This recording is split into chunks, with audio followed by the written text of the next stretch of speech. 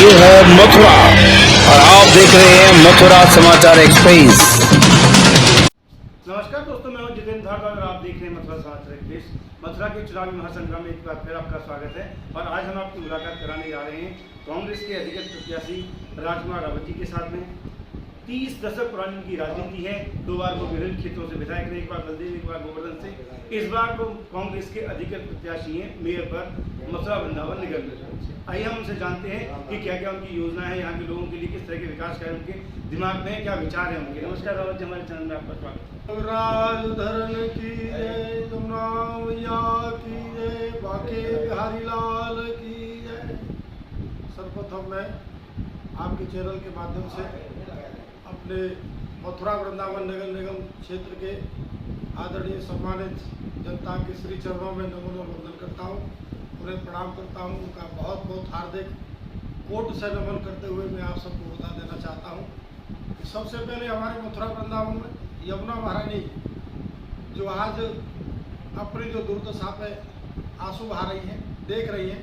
लोगों ने बड़े बड़े वायदे किए हैं, बड़े बड़े मंत्रालय बनाए, बड़ी बड़ी व्यवस्था की, मगर आज सब वो कोई कुछ नहीं हो पाया। यमुना महारानी जस की तस, शाम को देखो विश्राम घाट के घाटों पर उधर कि क्या हालत होती है। सारे गंदे नाले यमुना जी में छोड़ दिए जाते हैं और यमुना महारानी के घाटों पर तमाम दुनिया भर की गंदगी शाम को सुबह देखने को मिलती है। सबसे पहले यमुना अविरल हो, शुद्ध हो, निर्मल हो। इस सब के लिए हमें कहीं किसी सरकार के पास हाथ जोड़ने के लिए जाना पड़े, मैं जाऊँगा और यमुना महारानी के लिए शुद्ध करने के लिए पैसा ला करके इसे शुद्ध कराने का काम कराऊंगा। जैसे यमुना अविरल हो, निर्मल हो, आचमन लेने लायक पानी नहीं रहता कभी कभी। तो मेरे मित्रों, ये स्थिति है। दूसरी स्थिति जमुना पार क्षेत्र में खत्ता डलाव घर की है। ये बहुत लंबी समस्या है। यहाँ गंभीर बीमारियाँ फैल रही हैं, तमाम गंभीर बीमारियाँ, कैंसर जैसी बीमारियाँ यहाँ आम जनता में फैल रही हैं। इसके निजात के लिए हम इसे अन्यत्र वैकल्पिक व्यवस्था करते हुए आबादी से बाहर सुदूर ले जा करके इसकी वैकल्पिक व्यवस्था करेंगे। मंकी बंदरों की समस्या है, उसके उत्पाद के लिए मंकी सफारी, हमारी बस्तियों में पानी नहीं पहुंच रहा है। पानी की व्यवस्था सुचित रूप से कराने का हमारा प्रयास होगा। सही व्यवस्था हो, सीवरेज हो, हर गली में सीवरेज हो, हर जगह सफाई हो, हर प्रकार की व्यवस्था हो। ये तमाम और जो मूलभूत समस्या है उन सबके निराकरण के लिए तमाम हाउस टैक्स में इतनी अनियमितता है और एक उसका ऐसा नहीं है जो कि आम जनमानस के लिए, आम जनता के लिए बहुत ही कठिनाई भरा है। उसका भी हम सरलीकरण करके हाउस टैक्स की व्यवस्था को जो बहुत ज़्यादा लोगों के लिए लोगों ने लगा दिया है, उसको भी हम खत्म करने का काम, उसमें सरलीकरण करते हुए उस व्यवस्था का हम दुरुस्त करने का काम करेंगे। जिस समय मथुरा और वृंदावन नगर पालिकाएं हुआ करती थी उस समय हाउस टैक्स और वाटर टैक्स बहुत कम हुआ करते थे। वाटर टैक्स के आपके बारे में क्या विचार रहेगा? आम आदमी पार्टी के प्रत्याशी ने वाटर टैक्स को बिल्कुल माफ़ करने की बात कही है, तो किस तरह का टैक्स के ऊपर आपका रुझान रहेगा? वाटर टैक्स तो आप मानो कि बहुत ना के बराबर होना चाहिए और वही होगा। आप चिंता न करें किसी बात की।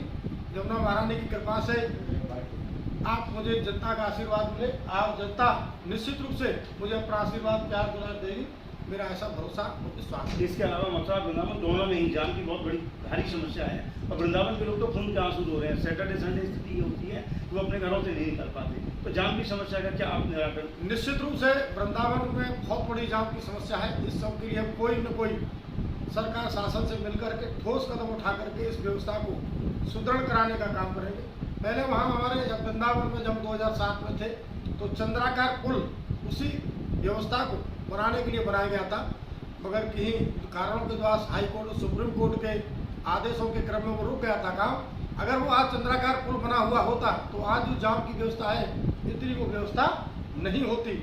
इसीलिए उन सब व्यवस्थाओं को मेरे सब दिमाग में है, क्योंकि हमारे पूर्व में वो सारी योजनाओं का हमने संचालन किया था उस ट्रैफिक व्यवस्था को दुरुस्त करने के लिए, वो नहीं हुए, उन्हें हम कराएंगे।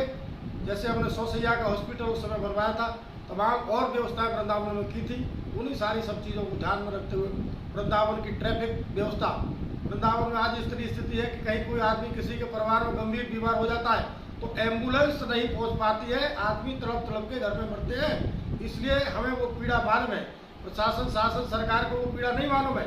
उन सारी सब चीज़ों को देखते हुए हम इन समस्याओं को, क्यों हम स्थानीय हैं, हम स्थानीय लोग हैं, हम जानते हैं, हम एक एक चीज़ को रग रग से जानते हैं। मथुरा वृंदावन की जो स्थिति है हम वास्तविक रूप से जानते हैं। हम उनका निराकरण कराने का प्रयास संपूर्ण रूप से प्रत्याशी को सुना।